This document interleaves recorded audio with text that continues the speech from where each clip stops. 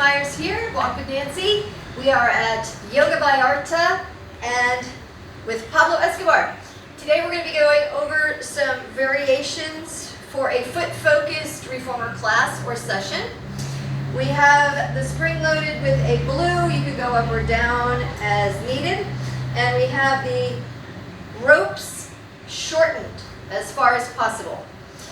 Now we have Pablo sitting on the reformer facing away from the board with his legs straight out in front of you. If you cannot fit both legs in this is an older studio reformer, so the headrest can't be removed.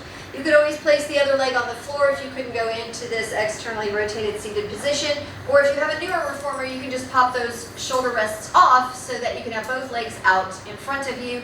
You could also sit them up on a box if necessary. And then we're going to load the foot on top, just below the toes. And we're going to start with some Dorsi pulls. So we're going to have him start pulling his foot into dorsiflexion.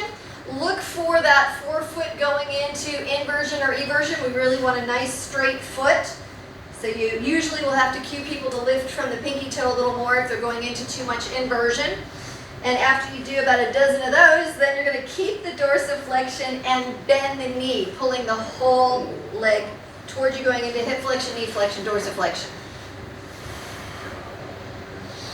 You could also do this if you have someone that isn't too tall. You could also do this laying down in an abdominal curl. And of course you would do that on both sides, and that gives you a little variation for a foot-focused reformer class. Thanks for joining us.